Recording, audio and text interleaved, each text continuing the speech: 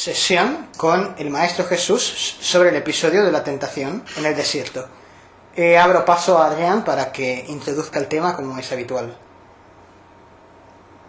La tentación de Jesús es un episodio de la vida de Jesús narrado por el evangelista Mateo en el Nuevo Testamento. El Espíritu llevó a Jesús al desierto para que el diablo le pusiera a prueba. Pasó 40 días y 40 noches sin comer y después sintió hambre. Se acercó el diablo a Jesús para ponerle a prueba y le dijo: si de veras eres hijo de Dios, ordena que estas piedras se conviertan en panes. Pero Jesús le contestó: la Escritura dice, no solo de pan vivirá el hombre, sino de toda palabra que salga de los labios de Dios.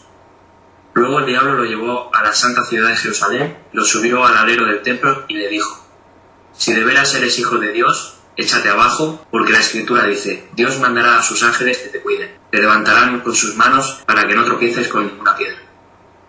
Jesús le contestó: también dice la Escritura, no pongas a prueba al Señor tu Dios. Finalmente el diablo le llevó a un monte muy alto y mostrándole todos los países del mundo y su grandeza le dijo: yo te daré todo esto si te arrodillas y me adoras. Jesús le contestó: vete, Satanás, porque la Escritura dice, adora al Señor tu Dios y sírvele solo a Él. Entonces el diablo se apartó y unos ángeles acudieron a servirle. Perfecto, vamos a canalizar ahí en él. Hermanos, gracias nuevamente por convocarme. Bienvenido, maestro. Seguimos con el episodio de la tentación que tuvo en el desierto, que ya he introducido antes. Sí, claro. Fíjate que en ese momento, querido hermano, siento que no estoy completamente preparado para lo que sé que voy a tener que afrontar. Soy consciente que si un rol del ego había aparecido ante el querido Juan, ¿qué podía suceder ante todo lo que tenía que confrontar? Tantos mensajes, tantas personas que no iban a comprender el mensaje. Y el peor momento en que sabía que iba a dejar el plano físico. Tenía miedo de que no fuera el momento de echarme para atrás. Tenía miedo que no me atreviera a dar el paso. Tenía miedo que la tentación fuera demasiado grande, fuera demasiado fuerte, y que mi valor no fuera suficiente para enfrentarlo. Es por eso que decidí ponerme a prueba a mí mismo. Es por eso que decidí marcharme al desierto y ponerme a prueba. Porque como dije antes, yo tenía un total control de mi ego, en situaciones bajo control. Pero ya al borde de la muerte, ¿qué podía pasar? Para mí fue mi preludio. Para mí fue mi experiencia anterior a ese fatídico momento que me esperaba. Fijaos que yo tengo un enorme control en ese momento de mi vida, de mis impulsos. No solo de mis impulsos del ego, sino que tengo un total control del hambre, de la sed y del sueño, de toda necesidad básica. Gracias al tiempo que había estudiado en la India, sobre todo, el tiempo que había dedicado a mi persona, para que luego la gente diga que lo importante es el otro y no uno mismo. Pero eso lo explicaré después. ¿Qué sucede en ese momento? Sucede que me doy cuenta que mi control era muy muy alto. Era capaz de soportar el hambre, la sed y el sueño, mucho más que cualquier otro mortal. Y no solo por la ayuda divina, llamada así como el Cristo que había tomado en el río Jordán, sino por mi propio autocontrol. Ese estado de vacío que había obtenido en la India, el cual me prometí a mí mismo que utilizaría para el bien. De nada me sirve quedarme a meditar, tengo que hacer obra. La obra era importante. Así que, sea como sea, pasé más tiempo del que yo desearía pasar en el desierto. Fíjate, querido hermano, que estuve 40 días y 40 noches en el desierto. ¿Cómo sobrevivió? Obvio, durante los primeros días fue más fácil, porque yo tenía, como he dicho, un fuerte autocontrol de todos esos impulsos y esas necesidades. Pero con el pasar del tiempo necesitaba sobrevivir, necesitaba alimentarme. Así que me alimentaba de raíces en el desierto. Comía lo que podía, con tal de por lo menos no morir. Cuando muchos cristianos hablan de mi sacrificio, y acá hablo ahora de la parte de la crucifixión, pero da lo mismo, sirve también. ¿Piensan realmente que mi sacrificio era ayunar, dejar de comer? El sacrificio no conduce a ninguna parte. Y yo era inteligente.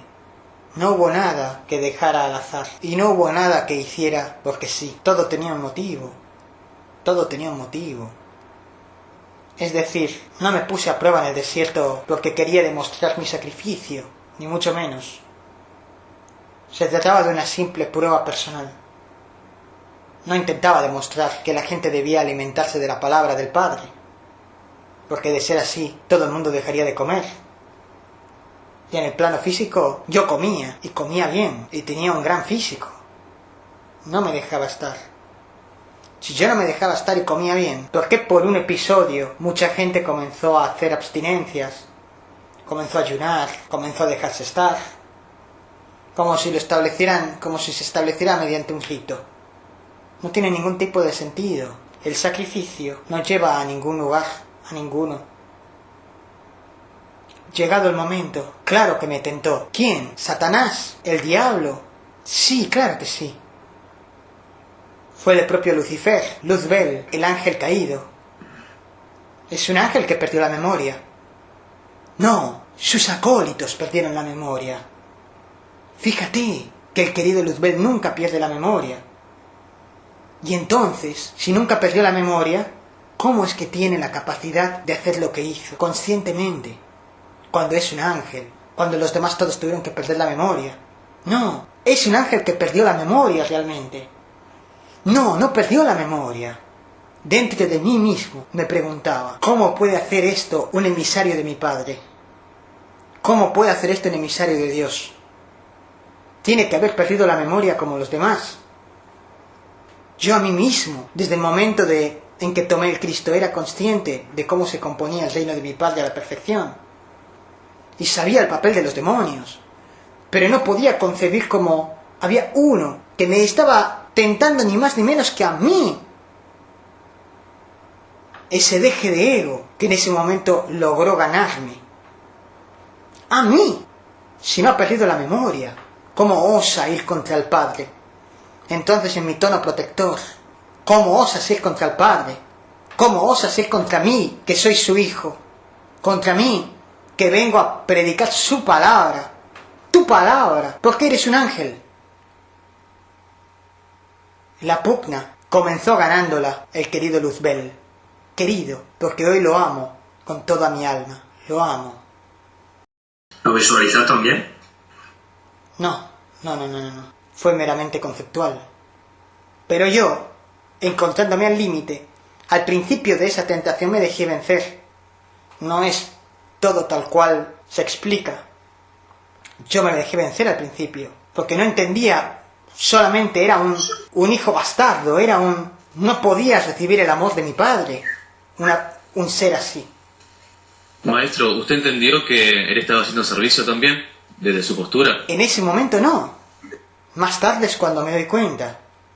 Y de repente comienzo a escuchar susurros de mi padre, ¿no? Mi padre representaría el angelito y Luzbel el diablillo, como en vuestros dibujos o en algunas obras vuestras. Y el padre me decía, él cumple mi voluntad. Y no me quería dar cuenta. Y entonces de repente todo cobró forma. Entendí que era su cometido. Y entendí que su goce era mi superación. Y no mi decadencia, no mi caída, sino mi alzamiento, mi integración. Entonces, continúa de la siguiente manera la tentación. No hubo, en ningún momento hubo, esos episodios que se narran, tan infantiles, tan teatralizados, tan físicos, tan mundanos. Nada de todo eso fue así. A mí me tentó el querido Luzbel, pero tentando mi ego, y no mostrándose frente a mí, ofreciéndome todos los países del mundo. Me tentaba solo mi ego, y eso fue totalmente malinterpretado. ¿Cómo siguió la tentación? ¿Cómo tentaba su ego? Tentaba mi ego haciéndome ver que si yo era el elegido, que si yo era el Hijo de Dios, y yo tenía realmente al Cristo dentro de mí, yo era capaz de manipular a los otros, yo era capaz de someter a los otros. Solo utiliza tus palabras para que los demás te sirvan, para que te sea más fácil cumplir tu misión. Ni siquiera me hacía declinar mi camino, solo me ofrecía una alternativa. ¿Quieres llegar a transmitir la palabra? Transmítela. Somete al otro, somete al otro. Nadie se va a atrever a dudar de ti por temor. Todos van a comprender tu palabra perfectamente. No, no es eso lo que yo busco. Quiero permitir a la gente dudar, porque el amor... No, el amor, Satanás, no se impone. Se propone. Y habrá quien esté en tiempo, y habrá quien no lo esté. Y habrá quien quiera tomar las palabras, y habrá quien quiera desestimarlas. Y habrá quien quiera hacerte daño, y lo aceptaré, si esa es la voluntad de mi Padre. Permanentemente me hacía entender que con mi habilidad, con mis palabras, con quién soy yo, podía someter a los demás. Podía manipularlos con palabras, para que los demás me sirvieran a mí, para yo estar mejor y poder predicar mejor. No me decía que dejara de hacer mi misión, pero me decía que lo conseguiría mejor si los demás se brindaban todos a mí. Y yo le decía, no, Satanás. Yo me brindo a los demás, porque yo soy el primer sirviente del hombre, porque yo soy el primer ejemplo de toda una larga cadena, porque yo no soy más, Satanás, que ellos. A lo que él dudaba, eres más, porque eres capaz de hacer algo que ellos no podrían hacer nunca. Todos lo pueden hacer, todos. Solo basta con tener amor, paz, bondad, misericordia, compasión. Hoy mismo, como espíritu, lo digo, yo no fui más que nadie en ese momento. Y si algo me honró fue mi sencillez. Cualquier persona sencilla, cualquiera, puede lograr lo que yo logré. Transmitir la palabra lo puede lograr cualquier persona. Tenga más o menos cuenta bancaria, tenga mayor o menor salud. Todo el mundo puede predicar con la palabra y todo el mundo puede predicar con el ejemplo. Y no será Satanás, con tus palabras, que lograrás herir mi ego y lograrás hacerme dudar. Firme, convincente. Yo era mucho más duro y tenía mucha mayor personalidad y carácter de lo que muchas de vuestras obras os han enseñado. Y así enfrenté a Luzbel. No fue combatiendo, fue integrando mi ego. Es cierto que hubo momentos en que pensé, tienes razón, pero no podía dejarme vencer. Ese no era el camino. Él permanentemente ensalzaba mis virtudes y decía que podía lograr lo que quisiera de los demás si los manipulaba. Pero no me interesaba manipular. Sabes que vas a morir si los dejas dudar de tu palabra. Y aún así será la voluntad de mi Padre la que los guíe y la que me guíe. Y no tu voluntad, Satanás. Y con estas últimas palabras, sé que él se llenó de gozo también. Pero en ese momento yo me sentí diferente, fuerte, capaz de confrontar cualquier cosa que viniera. Y así fue como comencé a orar, a predicar. Así fue. La tentación duró esos 40 días y 40 noches, o sea, no fue en el último día y salió, ¿no? Sino que fue a lo largo de 40 días de meditación. Sí, así es. ¿Cómo seguiría el camino, la historia? Me gustaría hacer un alto en el camino, como decís vosotros. Porque la siguiente historia no tiene un principio y no tiene un final.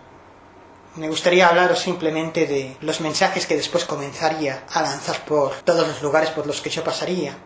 Pasé por muchos lugares, di muchos mensajes en forma de parábolas, en forma de maneras de explicarme totalmente diferentes a lo que hoy hacéis. Y creo que no tiene un principio y un final esa historia. Tiene mensajes, todos son relevantes, pero quisiera rescatar algunos, solamente algunos. Gracias, maestro. Gracias a ti, querido hermano, y a todos vosotros por haberos reunido a mi alrededor. Gracias.